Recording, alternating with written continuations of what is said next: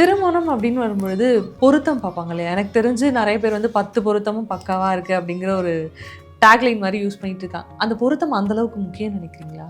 அது அவசியம். ம். பட் அது மட்டும் ஃபைனல் டெசிஷன் கிடையாது.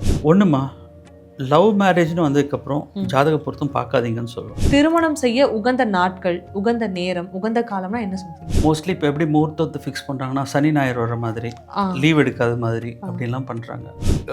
ஒரு மேலோட்டமாக சொல்ல போனோன்னா, நிச்சயமாக நல்ல நாள் பார்த்து தான் செய்வாங்க. நம்ம திருப்பி திருப்பி வந்து ஒரு ஆன்லைனில் இன்றைக்கி நல்ல நாளா, முகூர்த்த நாளா அப்படின்னு பார்த்துட்டு ஃபிக்ஸ் பண்ணுறதுங்கிறது சரி கிடையாது. திருமணம் ஆகப்போகுது அப்படிங்கிறப்போ, ஒண்ணு அந்த பொண்ணோ, இல்ல அந்த பையனோ பிறந்த மாதங்கள்ல பண்ணக்கூடாதுங்கிற ஒரு விஷயம் இருக்கு. இது நிஜமாவே உண்மையா? இல்ல அப்படியெல்லாம் கிடையாது, ஒரு மித்து தானா? அஸ்ட்ராலஜியை பொறுத்த வரைக்கும் ஒரு ரூல் இன்னொரு ரூலும் ஓவர் ரூல் பண்ணும்.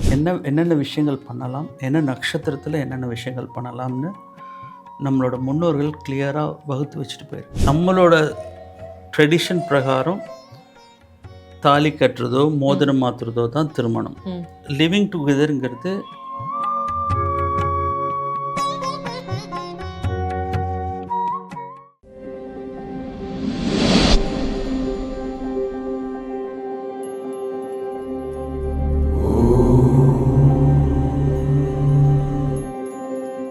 டேக்-ஒன் நேயர்களுக்கு வணக்கம். இன்றைய ஆன்மீக கலந்துரையாடலுக்காக நம்மோடு இணைந்திருக்கிறார் திரு கண்ணன் ஐயர் அவர்கள். வணக்கம் சார். வணக்கம்மா. இப்போ ஒரு சில இந்த திருமணங்கள்லாம் நடக்கிறாங்களே, இப்போ காலப்போக்குக்கு ஏற்ற மாதிரி அவங்களுக்கு கம்ஃபர்டபுளான டேட்ல, கம்ஃபர்டபுளான நேரங்கள்ல மாத்திக்கிறாங்க. ஆனா நிச்சயமா திருமணம் செய்ய உகந்த நாட்கள், உகந்த நேரம், உகந்த காலம்னா என்ன சொல்றீங்க? First portion of your question வந்து ரொம்ப தப்பான ஒரு விஷயமா. மோஸ்ட்லி இப்போ எப்படி முகூர்த்தத்தை ஃபிக்ஸ் பண்ணுறாங்கன்னா, சனி ஞாயிறு வர மாதிரி, லீவ் எடுக்காத மாதிரி அப்படிலாம் பண்ணுறாங்க. சனி ஞாயிறில் ஒரு முகூர்த்தம் அப்படிங்கிறது ஒரு தனி சப்ஜெக்ட். ஓகே. இந்த ஜோஷியத்தில் எந்த டைமில் என்னென்ன விஷயங்கள் பண்ணலாம், என்ன நட்சத்திரத்தில் என்னென்ன விஷயங்கள் பண்ணலாம்னு நம்மளோட முன்னோர்கள் கிளியராக வகுத்து வச்சுட்டு போயிருக்காங்க.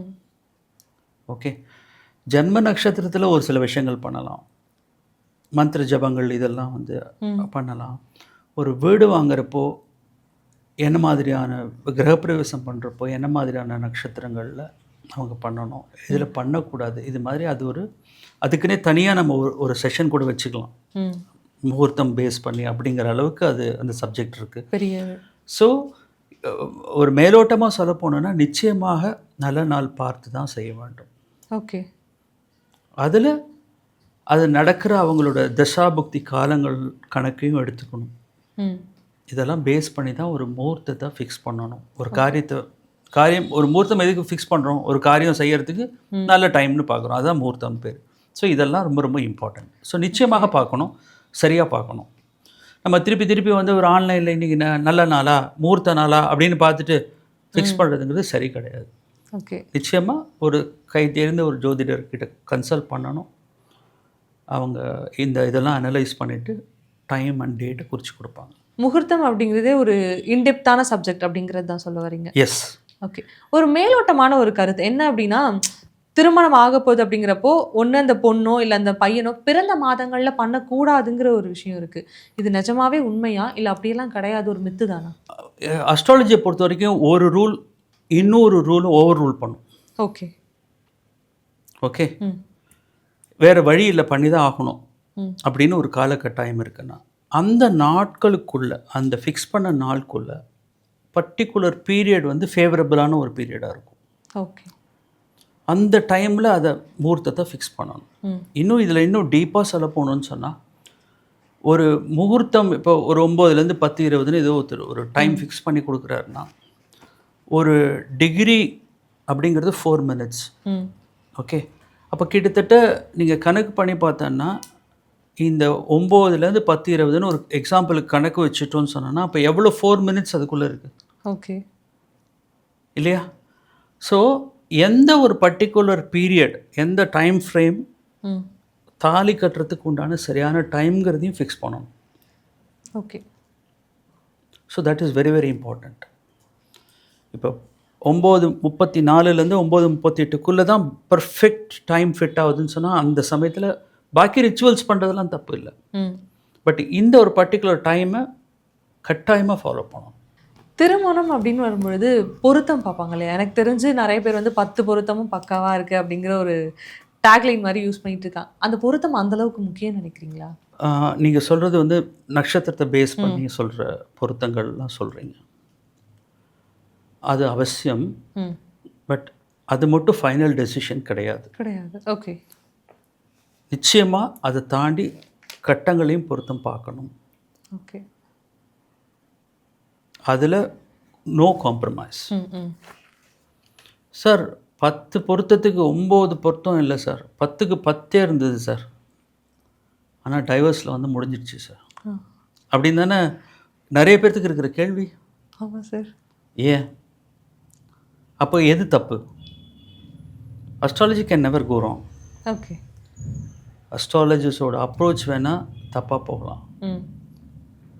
அஸ்ட்ராலஜில கிளியரா சொல்லப்பட்டிருக்க ஒரு விஷயம் என்னன்னு சொன்னால், நம்ம இந்த நட்சத்திர பொருத்தத்தை மட்டும் இல்லாமல் ஜாதக கட்ட பொருத்தத்தையும் பார்க்கணும்.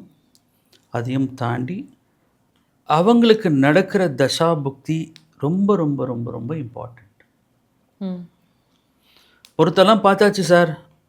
3 மாசத்துல பொண்ணுக்கும் மாப்பிள்ளைக்கும் பிரச்சனை சார். ம். மாப்பிள்ளைக்கும் பொண்ணுக்கும் பிரச்சனை சார். வேறு லெவலில் இருக்காங்க சார் அப்படின்னு சொல்லுவாங்க.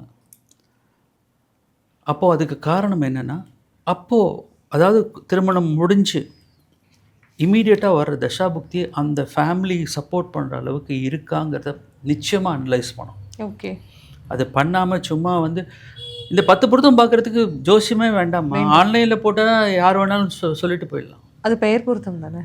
இல்லை, பெயர் பொருத்தமும் இல்லை, நட்சத்திர பொருத்தமே நீங்கள் ஆன்லைனில் போட்டிங்கன்னா நிறையா இப்போ ஆப் வருது. ஓகே. அதில் போட்டிங்கன்னா பொண்ணோட நட்சத்திரம் இது, பையனோட நட்சத்திரம் இதுன்னா அதுவே வந்து மார்க் கொடுத்துரும். ம். அது இல்லை. அதையும் தாண்டி இந்த பொருத்தங்கள் பார்க்கணும். வரப்போகிற தசாபுக்தியோட இம்பேக்ட், இந்த பொண்ணோட தசாநாதன் புக்திநாதன், பையனோட தசாநாதன் புக்திநாதன், இதெல்லாம் எவ்வளோ கம்பேட்டபிளாக இருக்குது, அவங்களோட பிளேஸ்மெண்ட் ஒவ்வொருத்தரோட ஜாதகத்தில் எப்படி இருக்குங்கிறதையும் கட்டாயமாக பார்க்கணும். ஓகே. இது பார்க்குறப்போ நிச்சயமாக ஃபெயிலியர் வராது. இதெல்லாம் பார்க்குறப்போ அவ்வளோ சுலபமாக சேர்ந்துருக்குன்னு சொல்ல முடியாது. ஓகே. ஓகே. நமக்கு என்னென்னா பாக்கி பேராமீட்டர்ஸ் எல்லாம் ஒத்துக்கிட்டு அப்போ பொண்ணு வீட்டில் நல்ல வசதியாக இருக்காங்க, பையன் வீட்டில் வசதியாக இருக்காங்க, பொண்ணு மாதம் இவ்வளோ, பையன் இவ்வளோ மாதம் சம்பளம் வாங்குறாங்க, இந்த கணக்கெல்லாம் போட்டதுக்கப்புறம் இங்கே வந்து எப்படியாவது மேட்ச் பண்ணிடலான்னா மேட்ச் ஆச்சுன்னா ஃபைன், இல்லைன்னா கஷ்டம். இந்த அளவுக்கு பொருத்தம் அப்படிங்கிறது அரேஞ்ச் மேரேஜில் வேணால் சாத்தியம் இல்லை சார். ஏன்னா லவ் மேரேஜ் அப்படின்னு வரும்பொழுது ஓகே மனப்பொருத்தம் இருக்குது, இதுக்கு மேலே என்ன வேணும்னு கல்யாணம் பண்ணி வச்சாலும் அதுவும் டிவோர்ஸில் போய் முடியுது. ஒன்றுமா லவ் மேரேஜ்னு வந்ததுக்கப்புறம் ஜாதக பொருத்தம் பார்க்காதீங்கன்னு சொல்லுவேன். ஓகே. மனசு சேர்ந்துடுச்சுனாலே அது காந்தர்வ திருமணம்னு நான் சொல்லுவேன். ஓகே. திருமணம் ஆனதுக்கப்புறம் அப்புறம் என்னத்தை போய் பார்க்குறது? ம். மனசெல்லாம் ஒத்து வந்தது, 2 பேரும் உயிரே உயிரே அப்படின்லாம் டான்ஸ் எல்லாம் ஆடியிருப்பாங்க. ஆனால் என்ன ஆகும், இந்த சப்சிக்வெண்ட்டாக இது மாதிரியான ஒரு தசாபக்தி காலங்கள் வர்றப்போ அதுக்கு உண்டான நல்லதுன்னா நல்லது பிரமாதமாக இருக்கும், இல்லைன்னா நெக்ஸ்ட் எபிசோட் அப்படிங்கிற மாதிரி போயிடும். நம்ம முன்னாடியே பேசும்பொழுது நீங்கள் சொல்லியிருந்தீங்கல்ல, ஜாதகத்தில் எவ்வளவு துல்லியமான விஷயங்களையும் கணிக்க முடியும் அப்படிங்கிற ஒரு வார்த்தையை சொல்லியிருந்தீங்க. ஒரு சிலருக்கெல்லாம் ஜாதகத்தில் வந்து கல்யாண யோகமே இருக்காது அப்படிங்கிற விஷயம் இருக்கும். ஆனால் கல்யாணம் மூலமாக நமக்கு என்னென்ன மாதிரியான ஒரு ஃபேமிலி பாண்டிங் எல்லாமே வந்து இந்த லிவிங் டுகெதர் இந்த மாதிரியான ரிலேஷன்ஷிப்பில் வரும்பொழுது அதை எப்படி நம்ம எடுத்துக்கலாம்? ஜாதகம் பொய்ங்கிறது நிரூபிக்கிறதுக்கான ஒரு விஷயமா, இல்லை இது வந்து கல்யாணம் கிடையாது அப்படிங்கிறதுக்கு சொல்லலாமா? நம்மளோட ட்ரெடிஷன் பிரகாரம் தாலி கட்டுறதோ மோதிரம் மாற்றுறதோ தான் திருமணம். லிவிங் டுகெதருங்கிறது இங்கே கணக்கில் வராது. அது வேறு விதமாக ஜோதிஷத்தில் சொல்லப்பட்டது. ஓகே. சரியா? அதனால் அது மாதிரி யோகம் இருக்கிறதையும் பார்க்கலாம். நம்ம நேயர்களுக்கு ரொம்ப அதெல்லாம் வந்து ஓப்பனாக அதை சொல்ல முடியாது. Okay. But it is possible, very much possible. அது மாதிரி இருக்கா, இவங்க லைஃப் இப்படி தான் லிவிங் டுகெதர் தான் போகுமா, கல்யாணத்தில் முடியுமா, குழந்தை பெற்றுப்பாங்களா, இது எல்லாத்தையும் will be able to tell clearly. திருமணத்துக்கு மீறிய ஒரு உறவு, இந்த அஃபேர் வர்றது, இது எல்லாத்தையுமே ப்ரெடிக்ட் பண்ண அது ஏமா நிச்சயமாக பண்ண முடியும். அதில் ஒன்றும், அதில் கொஞ்சம் கூட சின்ன டவுட் கூட வேண்டாம். அதான் திருப்பி நான் சொல்கிறது என்னென்னா, ஒரு டேட்டா இருக்குது, டேட்டாவை அனலைஸ் பண்ணுற கெப்பாசிட்டி எந்த அளவுக்கு டெப்த்தாக போகிறோங்கிறது இண்டிவிஜுவல் ஜோஷியரை பொறுத்து இருக்குது. ஓகே, அவ்வளோதான் சொல்ல முடியும். ஜோதிடம் ரீதியாக எல்லாருக்கும் இருக்கக்கூடிய அந்த ஐயங்கள் கேள்விகள் இருக்குல்ல, அதுக்கு வந்து நிறைய தகவல்களை கொடுத்துருக்கீங்க. இந்த ஒரு நேர்காணலுக்கு ரொம்பவே நன்றி சார். நன்றிம்மா.